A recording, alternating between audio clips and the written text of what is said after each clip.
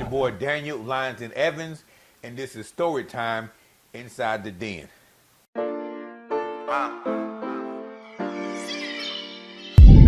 that soul shit. Hey, yo, Ash, you a fool for this one. It's like It's a video. it's like this beat just singing. Video. Touch up often. Pain in my soul. Yeah. Pain in my soul, let it rain from my soul. Gotta find myself, that's the goal. Wrote myself a letter, that's from soul. All that shit, it came from my soul. Tryna find a way to let it go. But my diamond in the rough, but still a rough diamond. Pressure made me, I'm blowing up like I'm detonating. Found my passion, you can't separate me, yeah, I'm levitating. I know you thought you knew me, but I promise you ain't know me. And even if you knew me, I ain't nothing like the old me. So tonight I'm going to be telling the story about the time that I almost died by drinking some gasoline. Stay tuned.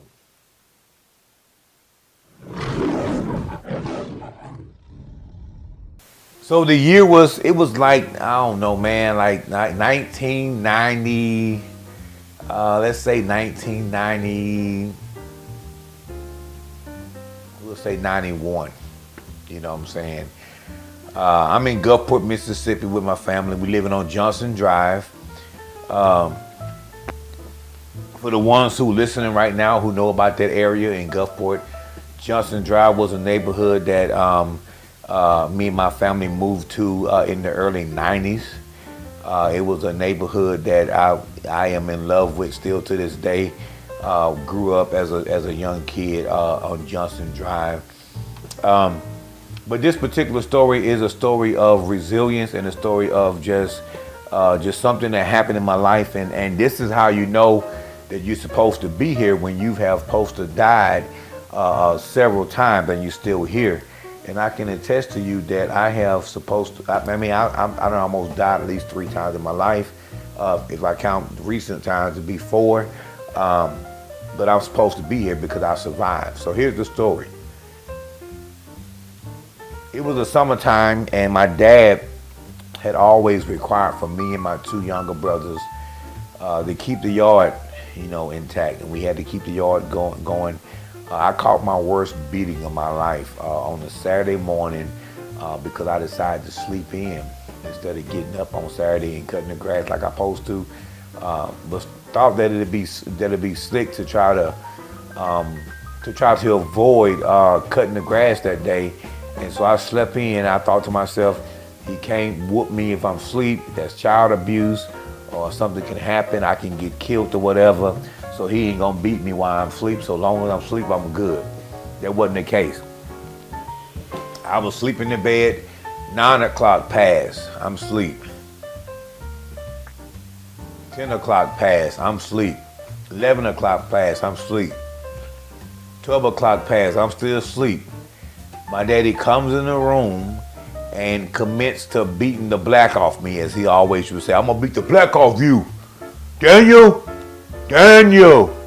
I'm gonna beat the black off you. He called my name Daniel. That's how he called my name. I'm gonna beat the black off you. So I was asleep in my mind thinking that I was good. Daddy came in the room and started, I'm talking about beating me so hard. I mean, it took a good, it took a good like 35 seconds for my body to even realize what was happening. My brain was telling my body that, hey, abort, we are being effed up right now. We're being beat right now. Wake up. Body, wake up. So my body trying to wake up, my brain telling my body to wake up, and it's 35 seconds before I realize I'm getting beat. My dad done hit me about 8 times in 35 seconds, and I'm still realizing that I'm asleep, and I'm waking up from this sleep into a beating.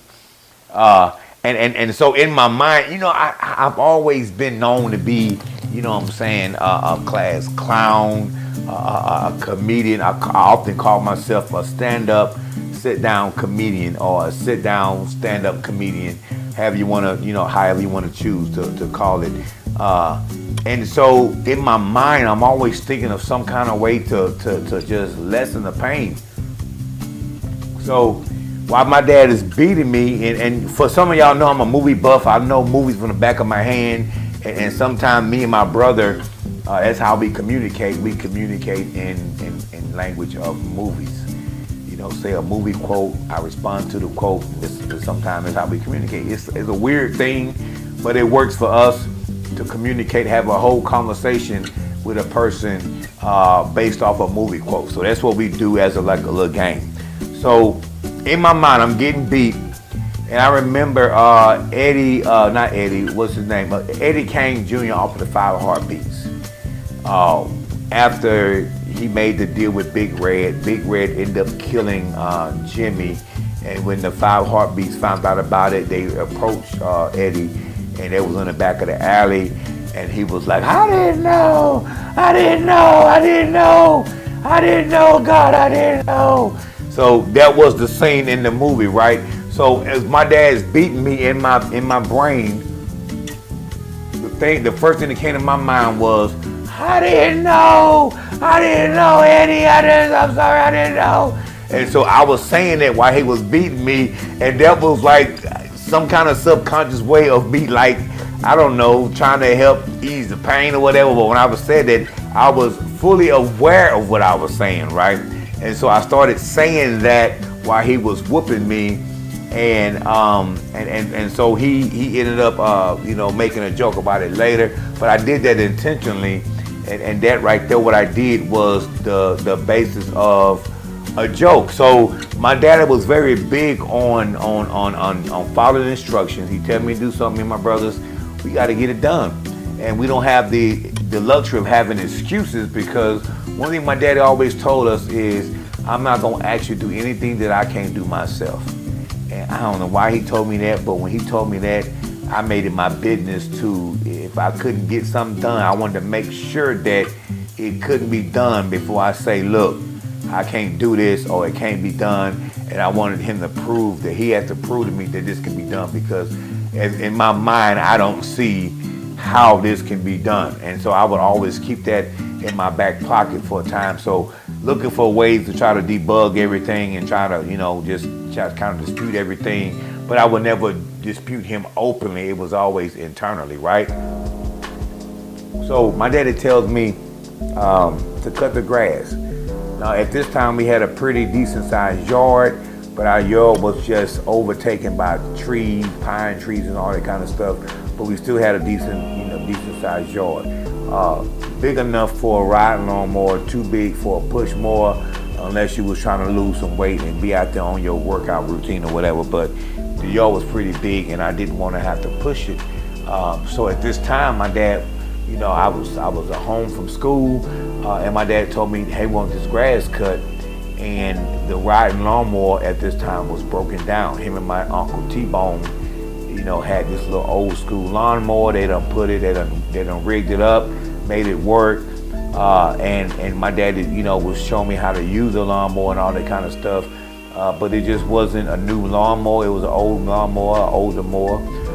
And it was just, it's just one of those things that is going to have problems because it's old school.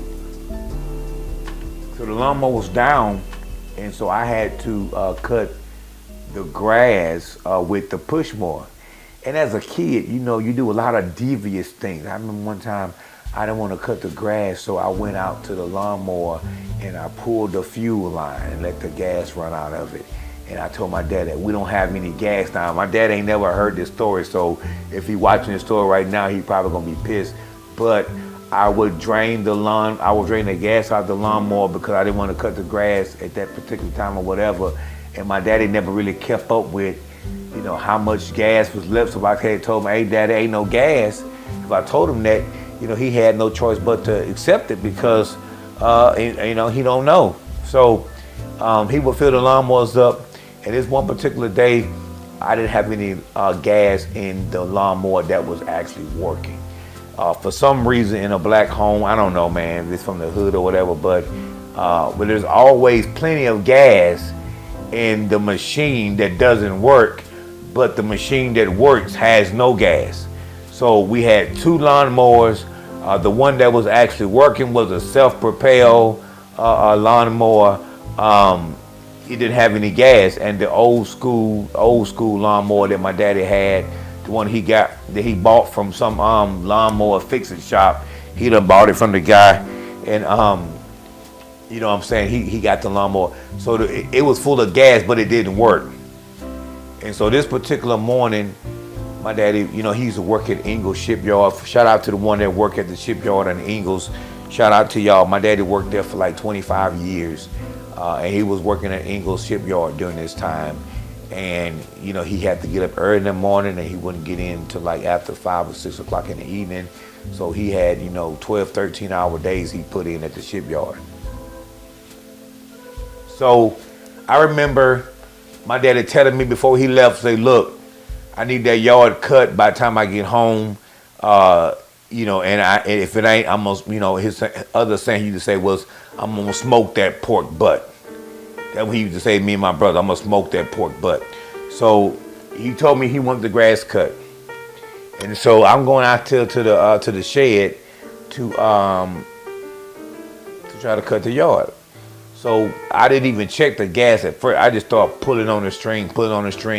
Lawnmower won't start. I'm priming it, pumping it, won't start. I finally look inside to see why it won't start. Looking inside the gas, it's empty. Okay, boom. Lawnmower don't work. All right, maybe I can't cut the grass after all. I started feeling a little bit of relief. Like, oh man, if the lawnmower don't work, if there's no gas, then maybe I ain't got to cut the grass. Boom. So then I came back inside the house, told my mama, hey, ain't no gas in the lawnmower. Then you better get that grass cut. Your daddy gonna be mad. All right, I'm gonna go back out there again and try to figure something else out. So it was gas in the non-working lawnmower. And so I ended up getting one of these little hoses. I saw my daddy on several occasions. I saw my dad siphon gas from one thing to another thing, and you know, end up transferring the gas. He's done it before. I've watched him do it. And so now I need something to happen. And so I'm trying to siphon gas from one lawnmower to another one. And so sometimes as a parent, I know my dad, he didn't necessarily explain to me everything he was doing per se. And so it just looked like one thing, but it might have been something different. And so I tried to mimic my dad and siphon his gas. And so I know some people might blow on it in order to create that suction. They might suck on it, and then, you know, in order to create that suction or whatever, however they do it. And so I was seeing my dad pull on the hose, and when the gas come out, he would, you know, put it to the side, let it flow, and then he would spit whatever he got in his mouth out, and then it would flow, and then that's how he would do it, right? So I'm out there, and I'm like 11 years old, maybe 10 years old. Now, mind you, let me rewind the tape. That morning before I go cut the grass, you know, you can't work without having a good breakfast. So I went and ate me some Frosted Flake cereal. I ate me a donut, and I was ready to go out there and cut that grass. So that's what happened before I went outside. So let me fast forward back. I ate breakfast first. I'm going outside to cut this grass with no gas. And then I discovered the hose pipe. I say, let me go ahead and siphon this gas. And so I tried to siphon the gas. And I'm sucking on the hose pipe, sucking on it until I feel the gas coming out. And so it's coming out so fast, my mind is not functioning on don't swallow, spit. My mind wasn't working that fast. Don't swallow, spit is what our mind should have been telling me. Don't swallow, spit. And then when you spit it out, blah, you know, you kind of, and you start that flow, and it goes to the other device. So my mind was telling me, you know, don't swallow, spit.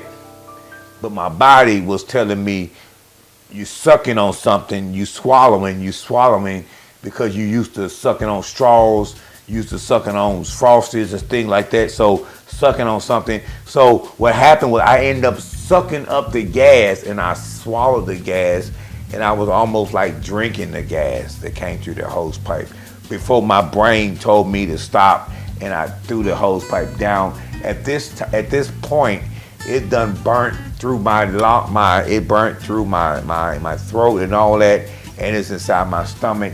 And I don't know, it might have been like a 10-second time, but when you were going through a crisis like that,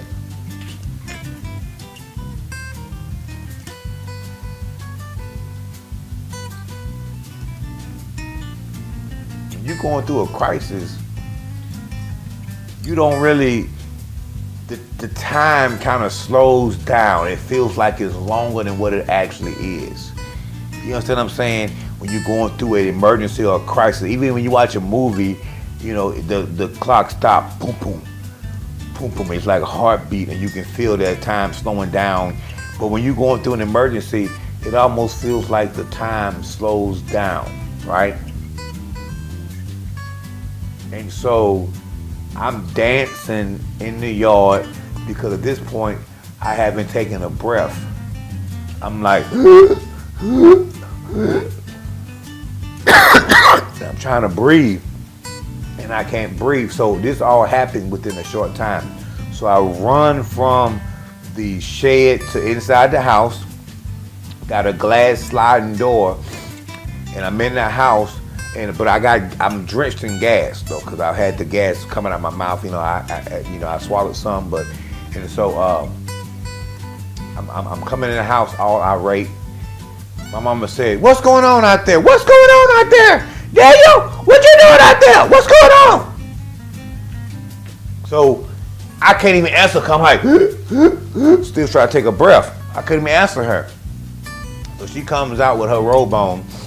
And she comes out and she say, "Boy, what you got going on? What you done? What's going on? Smell like gas.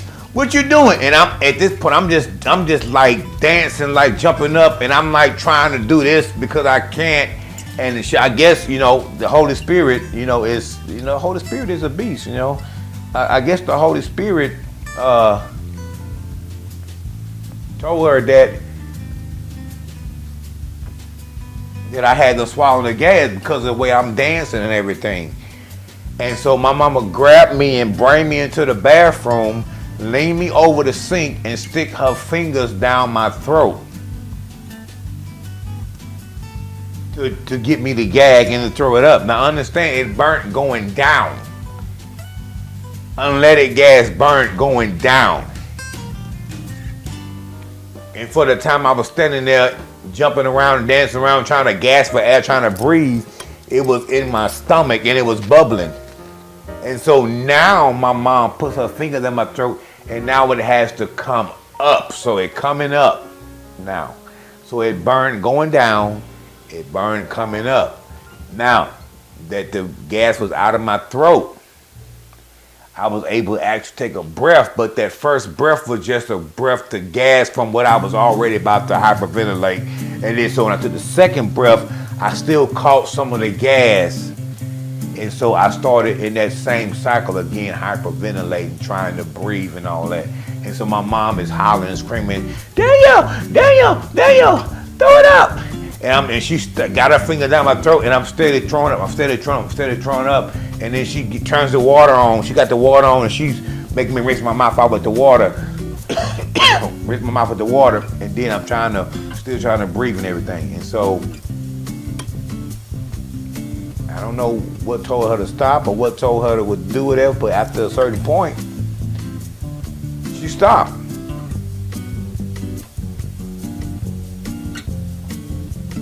And when she stopped,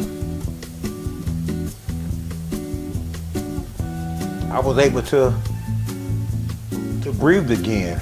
I was able to take a breath. I was able to swallow. But all through the day, after that happened, I just reeked of gas. She would put me in the tub and wash me off, and you put me in there, and got me out, and I still had that gas smell. And I'm thinking about it right now as I'm telling this story, because I haven't visited this place in such a long time. So this is bringing back some memories. So I remember that day. After I come out of the bathroom, my mama tell me, go in that living room and sit down and don't you move. You about to cut no grass today. Your daddy gonna have to understand this. I remember her getting a phone call from somebody. She done told them the story. Yeah, this boy out here, he done swallowed gas, girl, and da da da da da da. You know how parents be talking? The same way you talk about your kids right now is how your parents were talking about you to their friends and family when they would call. And she done told about 6 people that I done swallowed gas. I done almost killed myself. And then she tell the people on the store, I'm hearing her in the background saying, and yeah, when I put my finger down this throat, girl, he done threw up cornflakes and donuts and everything. I ain't even know this boy had no donuts that morning. He done throwed it up. I ain't know what he had in his stomach. So it surprised me, girl. And she telling this story to all her friends and family. I'm hearing over and over and over. Then my daddy come home. And he come on and he mad. I thought I told you to get that grass cut before and my mama just said, Tom, ain't no gas in that lawnmower. And this boy out there trying to siphon some gas, he done almost killed himself. He done swallowed gas. What? He done did what? He done swallowed gas. Boy, come here. And I'm like, oh my God, I done already almost died. Now I got to get beat or whatever again. Cause of grass. I come to my daddy. Yeah. What you trying to do? I said, I was trying to siphon. The lawnmower didn't have no gas in it, but the other one did. And so I was trying to siphon some gas out of that to put it in this lawnmower so that I could cut the grass. But he was like, when you seen me do this? And I told him, boom, boom, boom. I told him when I saw him do it. And my dad was like, that's not how you do this. Then he told me, the object that you're sucking the gas from has to be higher elevated than the item you're trying to receive gas to. So in essence, the lawnmower shouldn't have been at the same level. One should have been elevated. So when I pull and it starts pulling, the gravitational pull will make it flow down, and that what causes and so I didn't know that. And so my daddy telling me this now, I'm thinking to myself, well, why you didn't never explain to me how you was doing that? But like I said before, we as parents don't always give you the details of what we're doing. We just show you what we're doing. But sometimes those details are important because those details could be the difference between life and death. Now, had I known about the details of one thing got to be elevated than the other, and I tried to siphon that gas, maybe it would have worked out a little bit better. But because I was trying to siphon gas from 2 equal level objects, and when I started sucking on it, it was like a straw. I was sucking it up and it wasn't coming out, and it just started coming out and it sucked all on me and everything. So, but I almost died that day. And I remember from that point forward, my dad, he made a different effort to making sure that the lawnmowers had gas in it, so that when he didn't let me off the hook like, oh, you can't cut grass no more. No, he didn't do that. He actually, he expected me the next week to be able to cut that grass, because what don't kill you make you stronger. And so I still had to continue to keep the lawnmowers going and cut that grass. And so, it's one of those things. I appreciate everything that my parents taught me as a child. I appreciate everything that we've done, and some of the disciplines that they put up on me, because I'm disciplined. And it takes that discipline in order to be successful. And so I accept it. You know what I'm saying? It didn't kill me. It made me a stronger individual. It made me a stronger grinder.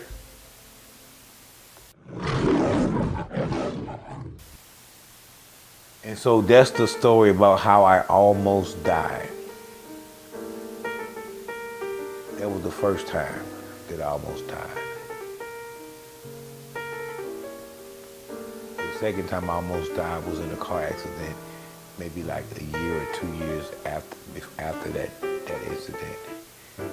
The third time I almost died was I was in the Marine Corps on the firing line in Paris Island. as a marksmanship instructor. Almost died then. And so as I look at that pattern of almost died, and I look at those situations that happened and that it almost died, I realize that I'm here for a reason. I'm here for a purpose. And I have to, because I've already, I ain't gonna say I escaped death, but the opportunity for me to die was present. The death angel was standing close by that day. He was present. And because I survived that, God saw fit for that to happen the way it did. Because how many people you know drinking gasoline and living? Just give me one. Don't worry, I'll wait.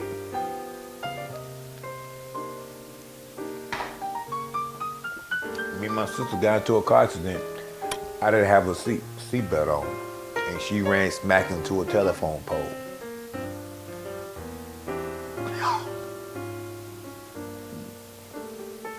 No seatbelt on, which means my mouth hit the dashboard. Really damaged my mouth, really bad. My sister was 8 months pregnant at the time. Maybe 7 months pregnant. She hit her stomach on the steering wheel. We laid in that car for close to 30 minutes because nobody knew what was going on and nobody knew who we were, but a good Samaritan came by and helped us.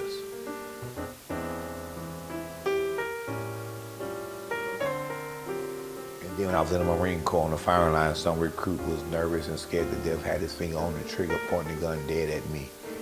I'm looking down the barrel of a rifle, and my life flashed before my eyes. I was a hair pulled trigger away from being gone. That was the last time, before the most recent time.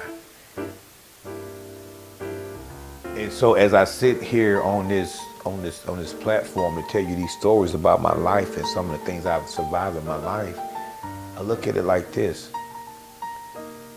I survived all that for a purpose. God got me here for a reason, because he didn't allow me to die when I was faced with death more than 3 times. So that means I'm here for a reason. And my job is to find out what that reason is and go all in on it. Well, I found my calling. I know what I'm supposed to be doing, and it's making you all entertaining. It's motivating you all, encouraging you all to keep doing what you're doing. This is what I'm here for. And I will continue to pour into you all and give you these stories as long as y'all keep supporting it. So before we get off this right now, I want y'all to pay attention to the apparel. This is my new clothing line, Lions Pride Apparel, coming soon. I want you all to inbox me. Like I said before, if you can come up with a story you want me to tell on the inbox and you start watching the show, we will actually register you for opportunity to win your own custom Lions Pride Apparel jumpsuit with a custom made one for you. And this is what we're doing to get people involved. So y'all spread the word, hit the like and subscribe and notification button on your phone, on YouTube. We are actually on Roku TV as well, Lions Pride View. Go ahead and subscribe to that as well. We're trying to take this thing to the next level, trying to get monetized, but we need you all's help. Like, subscribe, hit the notification button, and just leave comments so we know that you all paying attention. And like I said, we're going to send out some stuff to you all when you qualify to win a custom Lions Pride Apparel jumpsuit. So until next time, this is your boy Daniel Lyons and Evans, and remember, you heard it from the den. I know you thought you knew me, but I promise you ain't know me. And even if you knew me, I ain't nothing like the old.